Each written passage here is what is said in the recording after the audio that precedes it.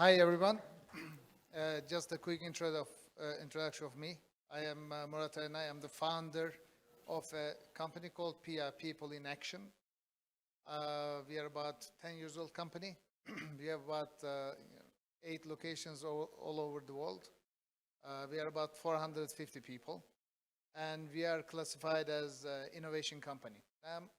I'm not going to be talking too much in favor of what we have accomplished so far as operators or telecom industry. We have done so many good things, but we have created so many things that we, fail in doing so. So I'm going to cover, where do we go from here? From where? So, as you know, mobile operators, get into our lives beginning of 1990s. We have done, a lot of mobile. Then internet came into our lives. SMSs, came into our life. Then WhatsApp came into our lives. So we have been able to live in this, 2G, 3G, 4G, 5G, 6G, lives. And then we have accumulated so much, in the back. We have helped our clients, billions of people.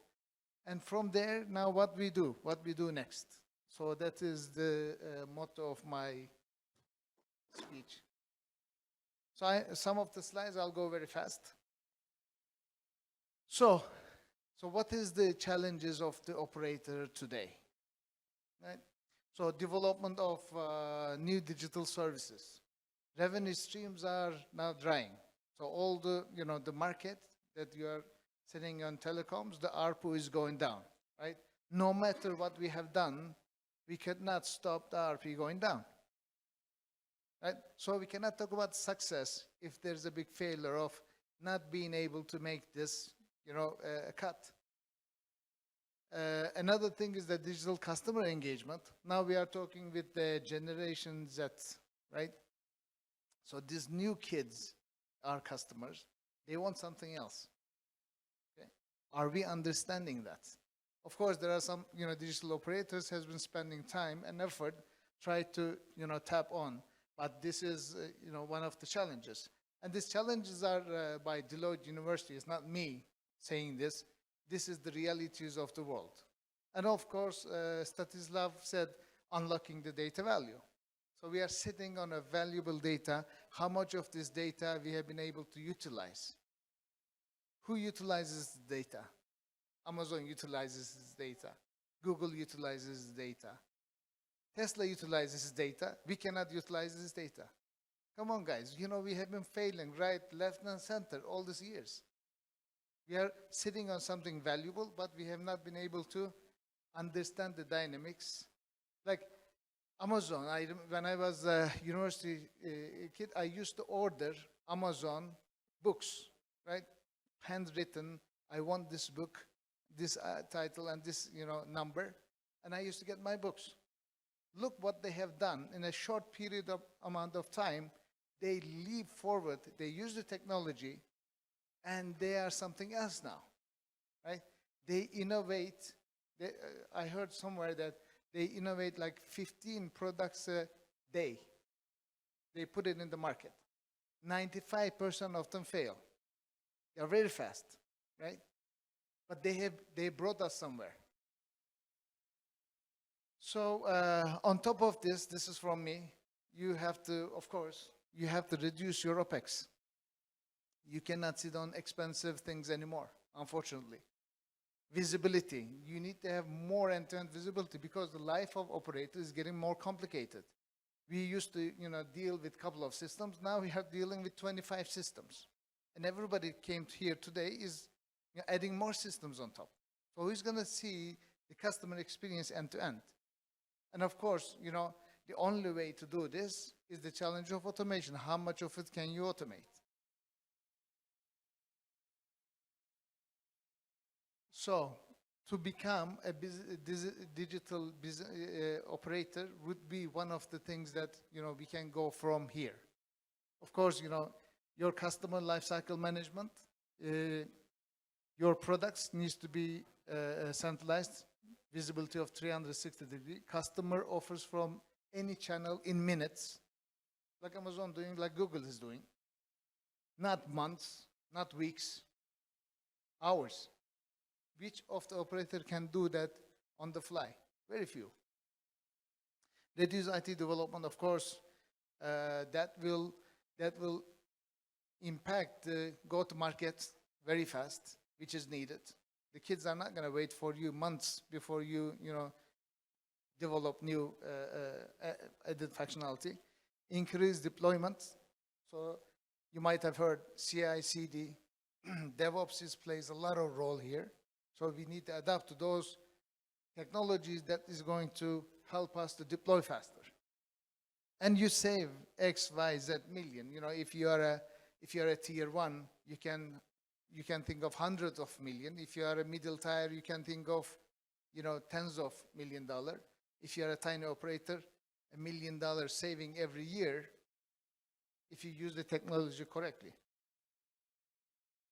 Okay, so what are the alternative directions as operator we can do? So here, despite making huge 4G, 5G technology investment that every one of us is proud, okay, operators are created less and less value in the last decade. McKinsey. We failed. 66% growth in mobile data during the last decade. We have minus 15% ARPU. Come on, guys. This is difficult business. Do you know during the winter time how the engineers, they have to climb on the, in the middle of nowhere, climb this tower to fix the infrastructure? It's a hard business. It's a dirty business. And somebody needs to make the money, and we are losing money. So one of the things that is still, potentially we can make money is digitizing transport, health, government, manufacturing, and city, smart city, let's say, is about 580 billion USD opportunity by 2026. So, guys, we are losing. Maybe, I don't know Kazakhstan very well. We are losing the game with B2C. No longer your VAS services are going to fly. Remember VAS that we were trying to do entertainment is gone, right? So all this, once upon a time, I was responsible for making an app store for an operator. What happened to the app store for an operator? How about replacement of WhatsApp? So Bips and Vips or whatever, they all die. So continuously failure, continuously minus 15%.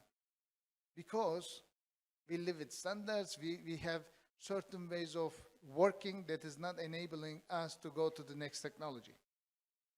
Anyway, so this, you can find this in TM forum.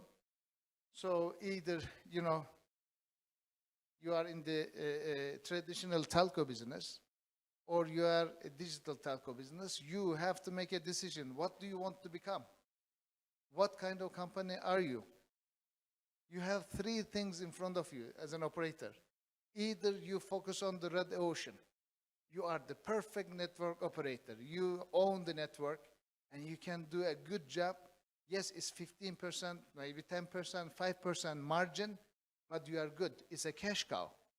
I admire that. That's a good business. Or you take advantage of the new situation. Go to digital enablement. Okay? But do it correctly. Do it with the right technology. Okay? Extend into that. Or combine both. Becoming, keep your excellence in network and put on top of digital services. So this is the three things that I see which is going to evolve in the next 20 years. So if you look at the current state, mostly I am talking about on the BSS, OSS perspective. So I'm less of a network person. So if you consider our enablement level, which is the BSS, how the salespeople are selling the goods. So we are rigid. We need to be flexible. We are slow. We have to be much faster. We are closed. We need to open up. We are complex. We need to put a standard in what we do. We are expensive, and it has to be, and I can mention more. Scalability, security, integration, vendor lock-in. You need to be careful. This is failing. So what we have done, next generation cloud-based digital engagement platform, is to take this challenge, understand these challenges, and address market with a brand new offering called DNext, Digital Next. So therefore, operators need a different approach addressing all these challenges. It has to be new, it has to be modern, it has to be open, it has to be standard. So, Legos. Okay, we are not in toy, toy industry. But I want to use the analogy that what you have to create yourself is number of these Legos and standard interface and mechanism so that your Legos can help you build, if you want a bus, then we build a bus, putting components together. You know how your kid can do that, right? Or if you want to make a small plane, you can make a small plane. You can make a ship. Okay? And if you want to change it, you can imagine you don't need to change the entire ship. You just need to be concentrated on the pieces that are making the business reason for your company. So what we provide and what we think that the market needs to go into a way that operators are looking at flexible Lego pieces. So we call microservices. It's a new acronym, but we have been doing it for decades without the name microservices. So these are individual Lego pieces that has standard interfaces that you can, form them in different shapes to create different products. Why do you need to do that? Because the reason why we are lagging behind is because we are not coming up to products that are asked by the market, not fast enough at least. That's why we are always following Google's, and we never get there.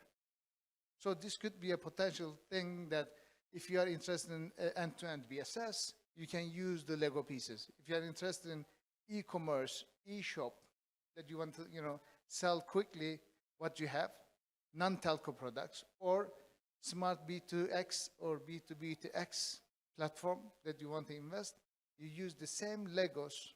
The Lego pieces will not change. Okay?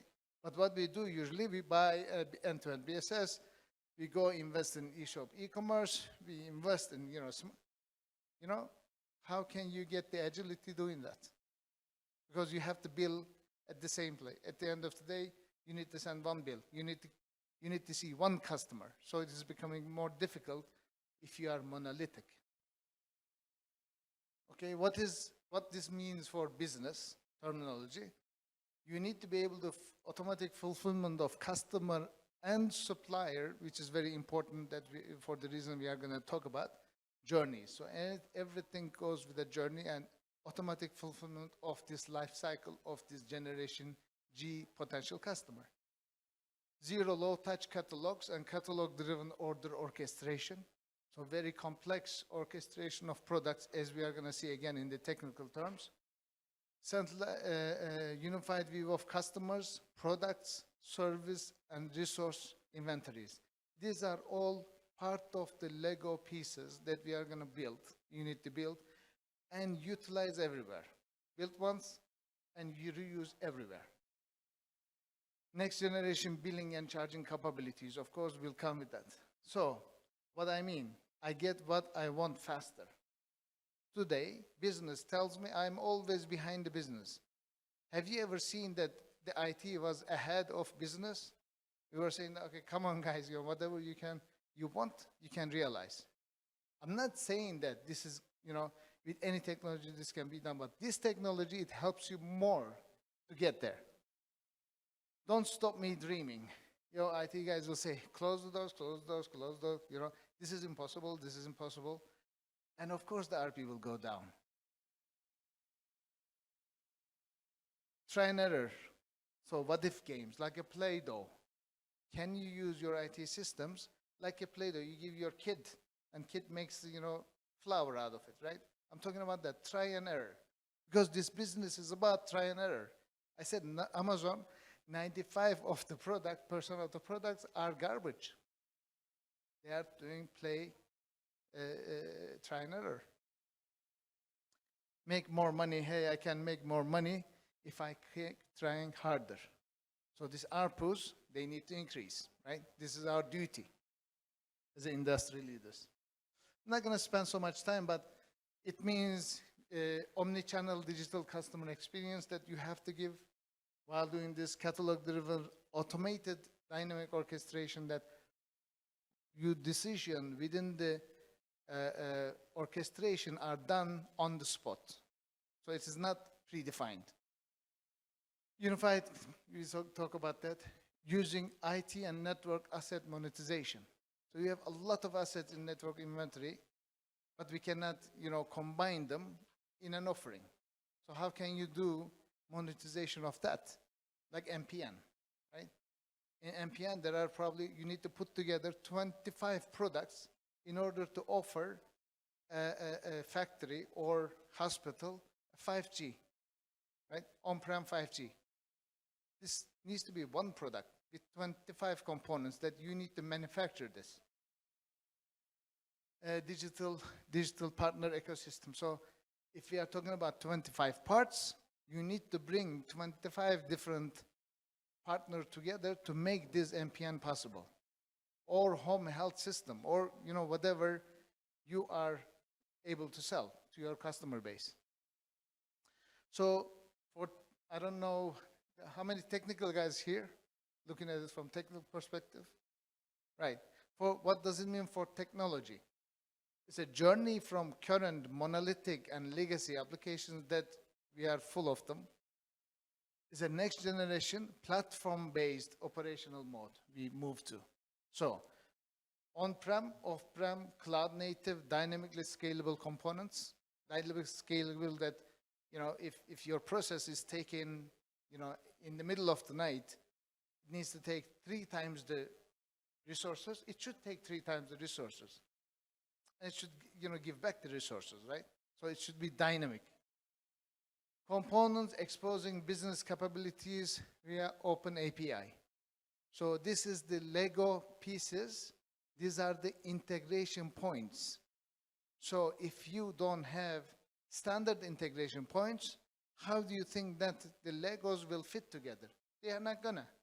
If this is not round and 1-inch interface, you're not gonna fit anybody else. So we need to use the standard interfaces. And somebody tells us, industry standards, TM Forum tells us, these are the open APIs that you need to use for your microservices.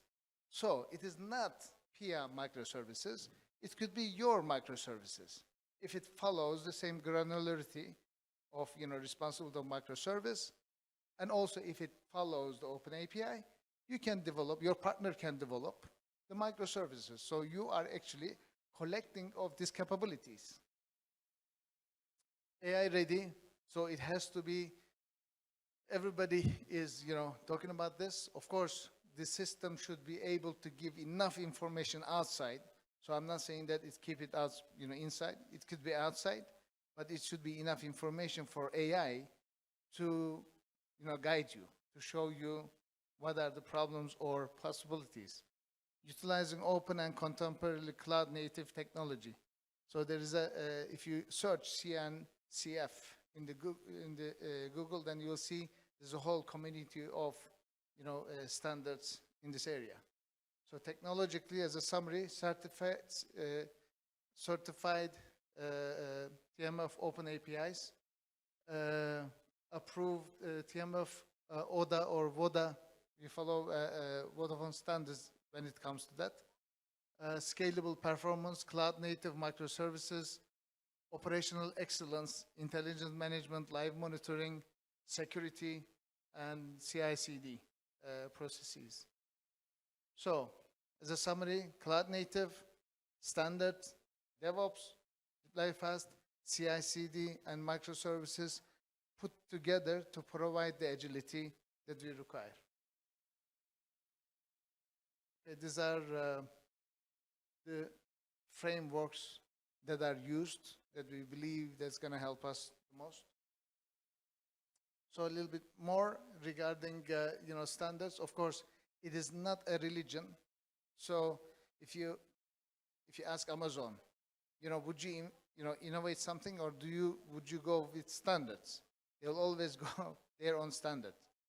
But at this time, this body of standards are going to help us in open digital architecture in order to make front-end module engagement better, back-end modules engagement better, and decoupling of integration with the Lego pieces better.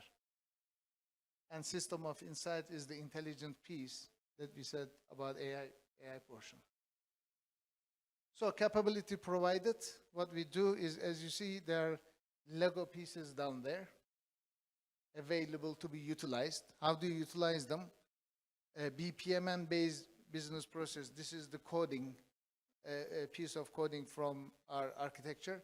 So you actually code in terms of customer journey or business process, utilizing all these microservices. Some of the microservices are pertaining their own database layer. Some of them are just integration microservices. So utilizing this logic, then you can build your product catalog, orchestration, dynamic orchestration layer, inventory management, customer supply management, task management, tech sales management has been accomplished in production for many years now. So these are the different components that we have built so far. The blue ones are built and ready for deployment. We are working still on some because we are relatively new products. So we are R&D continues in the new product area. And revenue management, this is the billing charging, is a separate component that we provide.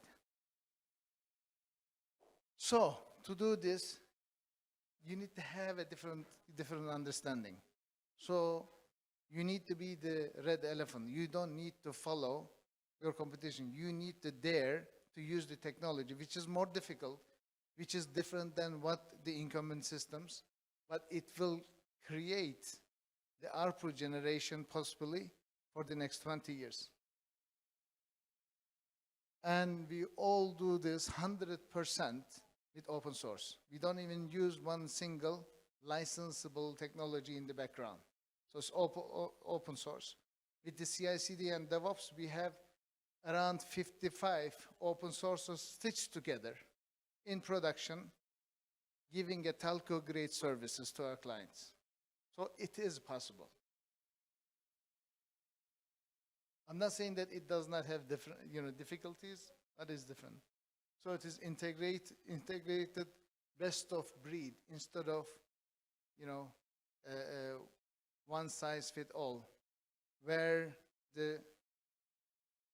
your big vendor will come to you and say that, hey, you know that this is open source, it cannot be done. It has never been done before. Or it's a small provider, you're gonna hit the wall. So they will scare you, of course, because they are gonna, at the end of the day, by opening up like this with microservices, with BPMN logic, sooner or later they are gonna lose their power if they are not doing the same. So that concludes my, where we are going, presentation. I mean, we have multiple products, but this was only one of them that has been widely used in the telecom market. Are there any questions? So guys, who have questions about, one question here.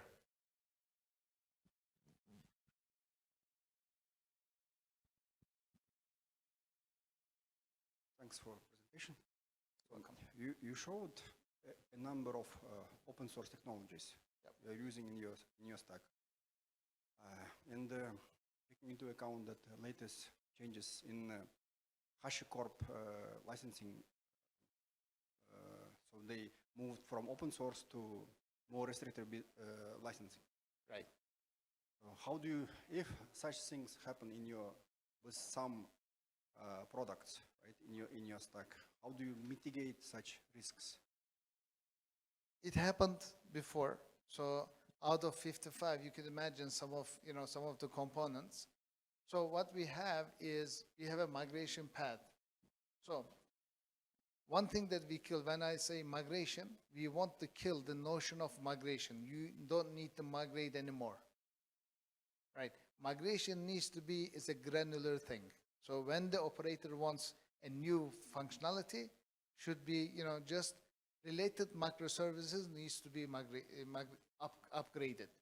So, but when it comes to open source technology, so the premise that has been given to us and the industry that up to certain time, even though they make it not open source anymore, they need to keep the open source up to a degree, right? So there was one incident on the case management. We have decided to, we have been using an international company which has some level of acceptance in the market. We had to develop our own system instead of using open source. In some other cases, we have a migration path. If you think that, like we have been using Mongo, like we have Cassandra in our pocket, for the next releases. So these are some things that we are always in the watch to change if needed. Also with the client, somebody wants to use WSO2, somebody wants to use, some other technology. We are okay because we can change quickly as we are doing microservices level. Let's discuss offline. Sure, definitely. I'm working on researching into this open source support model. Fantastic, yes. So good. Guys, anybody else? Если что, можете спросить спокойно на русском. Не будет проблемой. Oh, one more question. Don't be shy, guys. So you were talking about adoption of mostly open source solutions when deploying the next generation software applications, next generation of mobile networking. So currently, there are a lot of solutions that we deploy nationally. I mean, in Kazakhstan, they have to do something with solutions from vendors like Huawei, ZTE, and stuff like this. Mm-hmm. So they sell these solutions as a standalone appliances and standalone software licenses and stuff like this.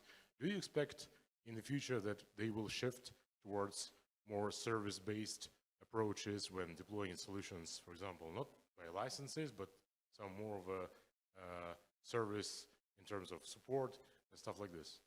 I mean, that's what we think is going to happen. They are going to be forced into this because monolithic systems like, I don't know, Siebel, Huawei CRM system, Ericsson CRM system, I mean, they are cumbersome. I mean, they are okay if you are, at the beginning when we discussed, if you want to be a traditional telco operator, you shouldn't change. You should stay there. But if you are a game changer, like what I am saying is that the ARPU is going down. How can we make it up? So I'm saying that you need to be the creator of products.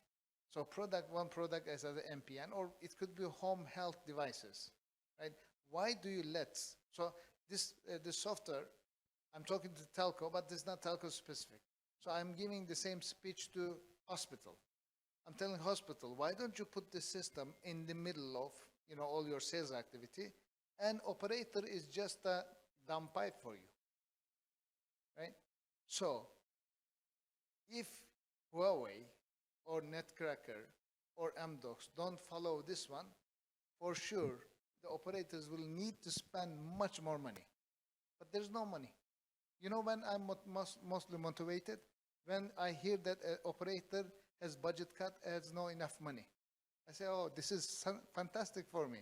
This is good news for me, not for Amdocs, Netcracker, for the big ones, right? So this is cost effective and this is more flexible.